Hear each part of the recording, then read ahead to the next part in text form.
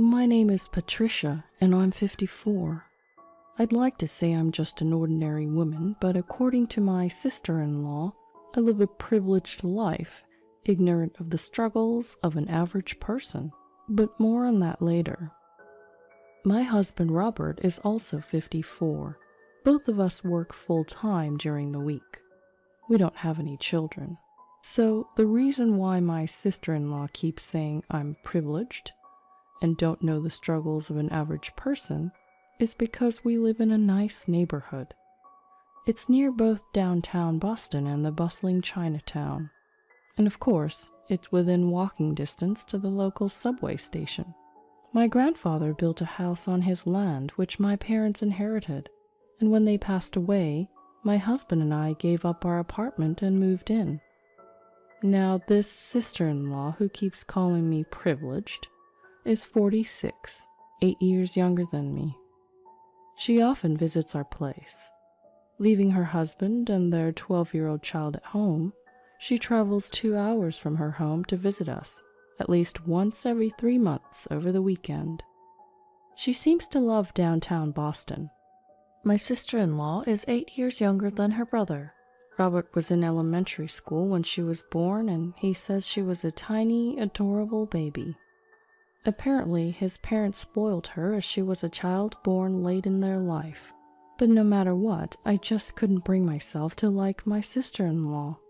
It's nice, isn't it, growing up without any struggles in a place like this? She'd say in a sarcastic tone.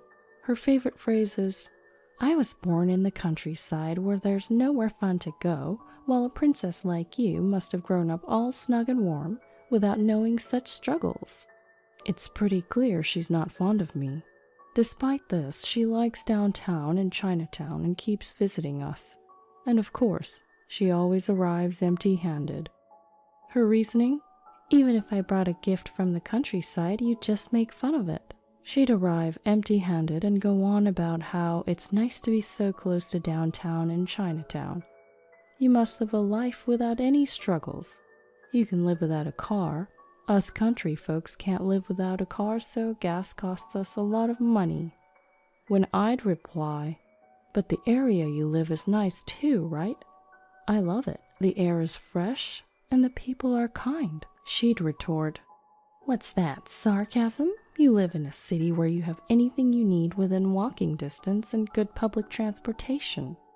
If I said, I don't really go out that much, I'm working during the day, she'd respond, what you really want to say is, of course, I live by all the major tourist spots, unlike you, right? It makes me want to ask who the sarcastic one is here. Her words can be a bit harsh, so I've expressed my discontent to Robert before. But he dismissed it, saying, oh, my sister's just outspoken. She's very straightforward. Now, amidst all this, I heard that my sister-in-law is planning to build a house. Then, during one of her visits, I asked, oh, where? To which she responded, obviously near my current place, Patricia. Unlike you, I had to buy the land. I wasn't born with any property to inherit like you, so there's no way I could afford such a nice area. Must be nice being rich. By this point, I was genuinely frustrated, so I asked, well, can you tell me how I should have phrased it so I wouldn't have come off as offensive? She just laughed and said, how about you stay quiet? Everything you say sounds offensive anyway. I was left with no choice but to stay silent. From then on, I was completely left out of the conversations. Ever since then, she visits, but doesn't say a word to me. But she still comes, and even more often than before. And that's because Robert allows it. I asked Robert, hey, isn't it strange that your sister comes over and ignores me? She uses our bathroom and eats our food, and she still ignores me. He just said, Patricia, I told you she's straightforward. You don't have to talk to her either. She leaves her husband and child at home when she visits us, so we wouldn't have to keep them company as well. It means you don't have to care for her either. But still, one day she went out to Chinatown, came back, used the bathroom, and went to bed, all without saying a word. The next morning, she ate the breakfast I had prepared, but didn't even thank me and left. Since when did our place turn into an inn? Am I a cook, a maid, and a hotel manager? I feel like we should be charging her for a season pass at this point. 3 months later, she visited us again. Today, she's planning to explore the town. But that evening, she spent a long time talking with Robert. She stayed the night and left the next day. But Robert was excited and showed me a bunch of pictures. Hey, look at this. It's the house my sister built. Oh, her house is all built now. You're going to love this. He showed me a picture of a pristine white building. Indeed, it looked newly built and was very pretty. Isn't this amazing? Robert enthusiastically showed me another picture. I tilted my head. At first glance, it looked like a garage, but from looking at the mop in the picture, I could tell it wasn't big enough to fit a car. Huh? Is that... That's right, isn't it amazing? Robert exclaimed proudly and then shouted out. It's a garage for a motorcycle and it's custom made. My Harley can fit in here. What? I was completely stunned. Yeah, like I said, I can fit my Harley here. I don't understand what you mean. This is your sister's house, isn't it? Well, I've been talking with her about swapping houses for a while. What? Caught off guard by this unexpected response and development, I was shocked. I dropped my plate that I was holding. She's been saying that she likes this house's location for a while now, and I was saying that I don't like how old this house is since it's been passed down from your family for generations. Then she says, well, how about I build a new house here and we swap houses? So I had her build a special motorcycle garage there so I can park my Harley. Wait, huh? What? He never discussed any of this with me. I don't want to leave this house. It's not like I have any particular feelings about her house. Actually, I can't even process it all yet.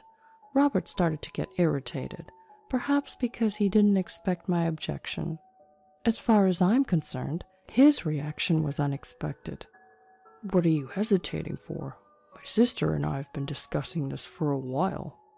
So what? I was never included in any of those discussions. You guys have been ignoring me this whole time. But think about it, it's a great deal. It even comes with a garage for my motorcycle. Wait, what about me?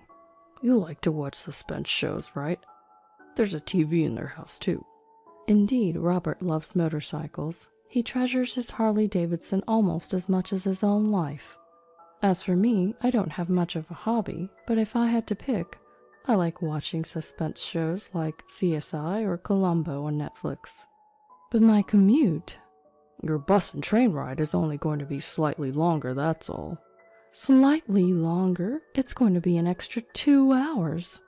Well, I can ride my Harley. A 2-hour commute might do you good. You've been gaining some weight recently too, so consider this as a great opportunity to lose weight. Lose weight? Even then a 2-hour commute is absurd. I can't do that every day. But his mind was already filled with dreams of the new house and its dedicated garage for his Harley. He was genuinely surprised and annoyed that I had somewhat of an attachment to our old house. Finally, he gave me an ultimatum.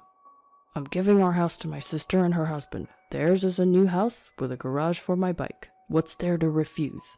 If you don't agree, I'll divorce you, he declared. Wait, divorce? Did he just threaten me with divorce? I was taken aback.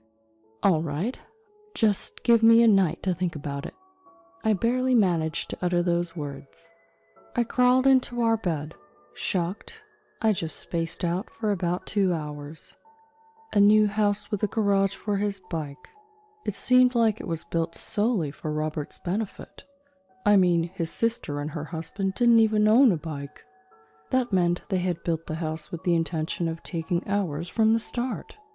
And the fact that Robert agreed without consulting me just added insult to injury. And to top it off, he told me he'd divorce me if I didn't agree. It was no different from a threat. I'm not going to forgive him for this. And so, for the next 8 hours until the break of dawn, I hustled with my phone. The following day, I told Robert that I agreed we would move out. I did ask for a couple conditions. 1, to give me 2 weeks to pack since I work on the weekdays, and 2, they can't move in until we've moved out, right? I asked. Well, yeah, I suppose so. Robert agreed. You got them to build a garage, right? So as a sign of gratitude, I want to make sure we leave this house in a pristine state.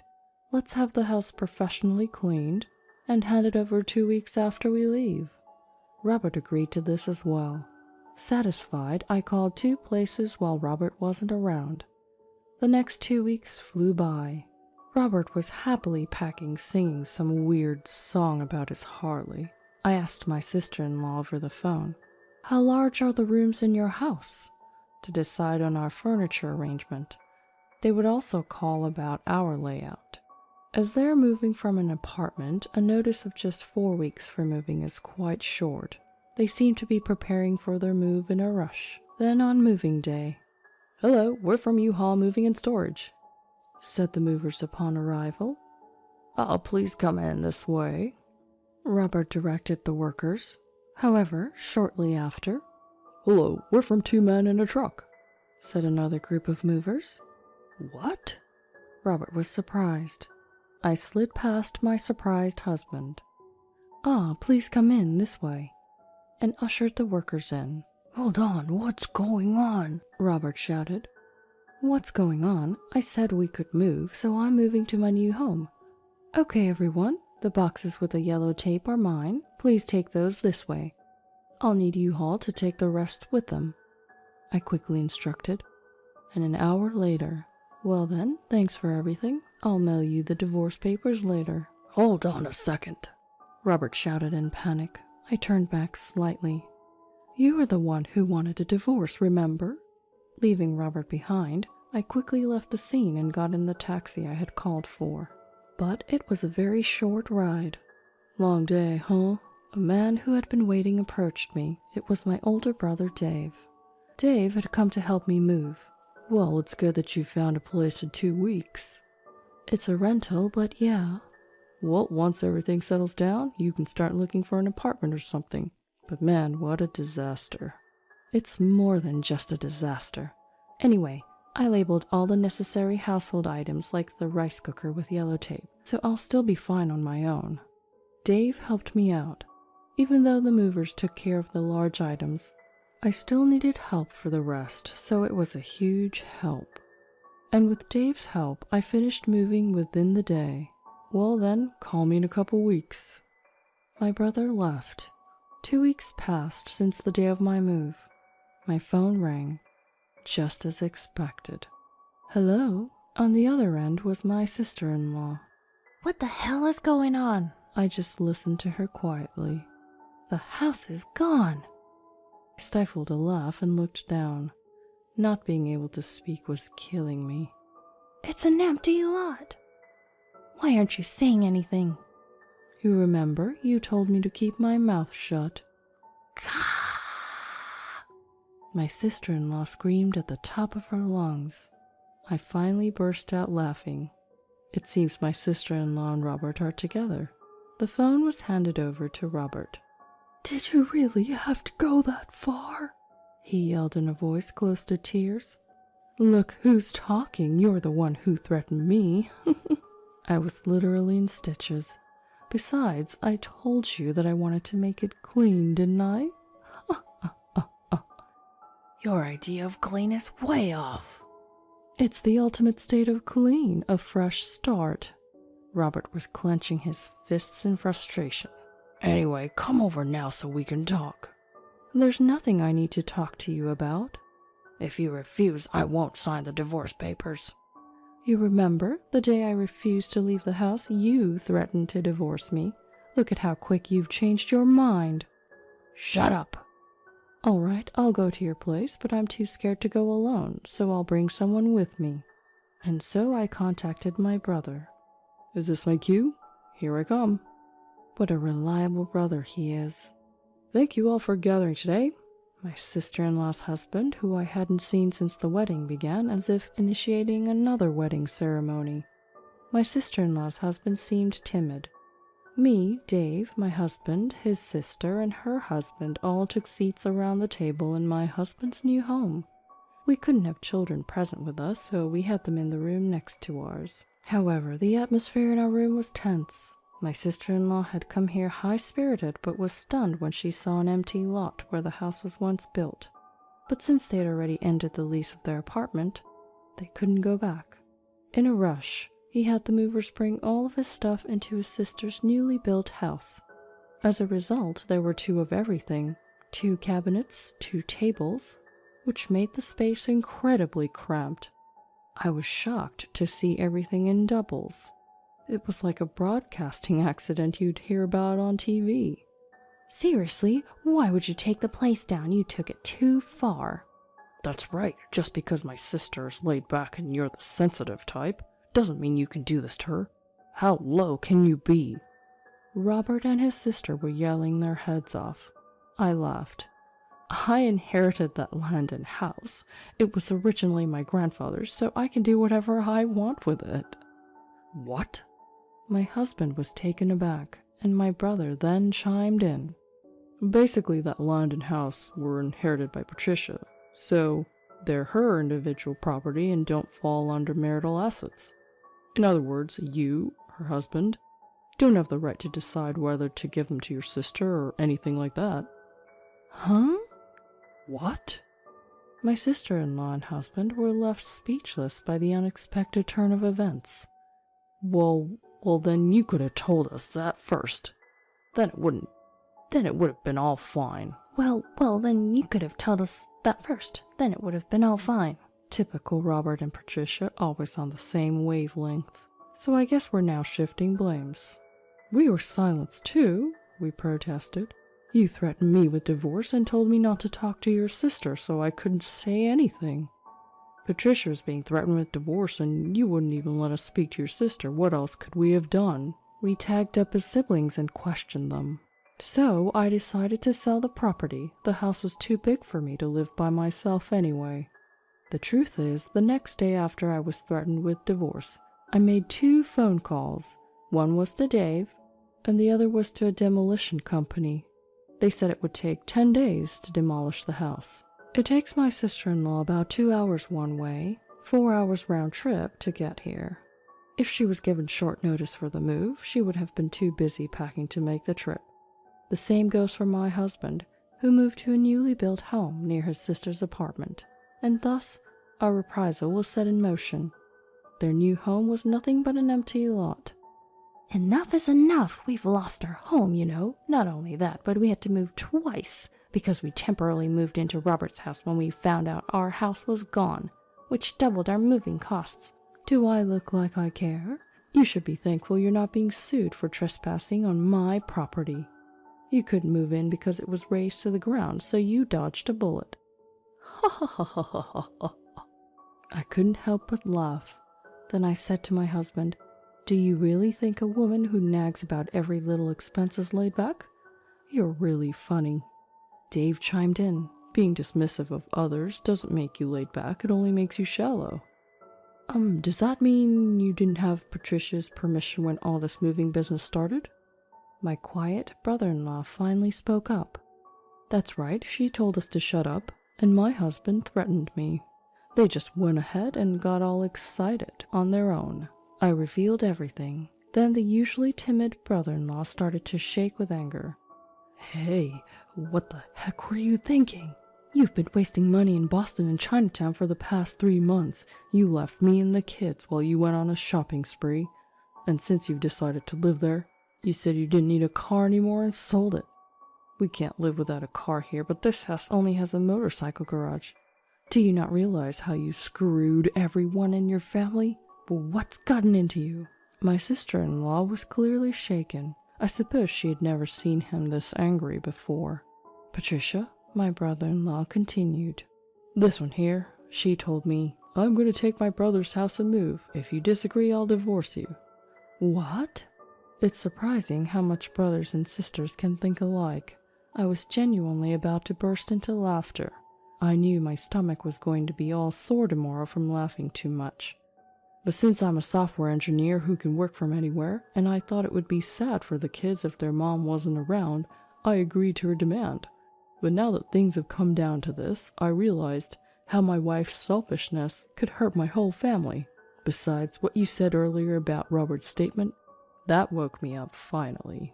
He then took a deep breath and looking at his wife said, "You threatened me." And finally he said, "Well, it's over for us too.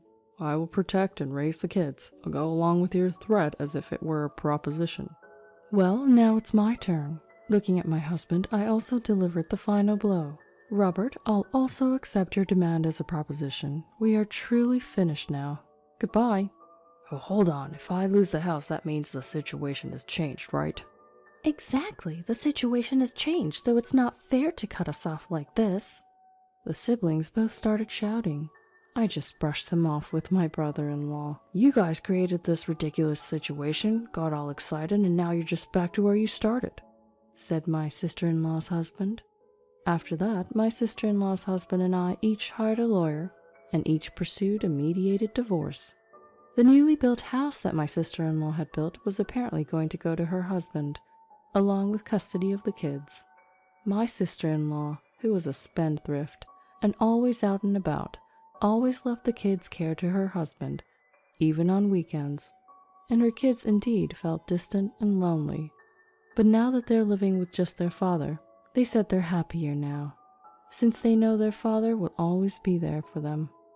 The new house ended up belonging to my sister-in-law's ex-husband, because my sister-in-law didn't have enough income to make the mortgage payments. The fact that she was able to squander money in Boston every 3 months, despite having no income, was astonishing. In the end, her splurging habit didn't change, and I heard she was buried in debt. The motorcycle garage was going to be torn down to be converted into a parking lot. My ex-husband, who had also been working all this while, found that he couldn't afford to invest in a Harley once he was kicked out of my house. He lost a significant amount of property in the divorce and had to let go of his Harley. Losing his Harley and his hobby, he vented his frustrations on the lawyer and ended up drowning his sorrows in alcohol. I turned the vacant lot where my house used to be into a parking lot. It's close to Boston and Chinatown, so I was able to charge a high price for parking, and that became a steady income. With that as my starting capital, I ended up buying an apartment. It's a 1-bedroom apartment, but it's quite cozy. I sat in front of the big screen TV with a smirk on my face. My favorite show, CSI, Crime Scene Investigation, is on. Here's my moment to watch it with a beer in hand, uninterrupted. It feels amazing. I took a bath and I have the ultimate combo. No makeup, pajamas, beer, big screen, CSI. I've got my nuts and snacks, and I'm sinking into the couch as I press the power button on the remote.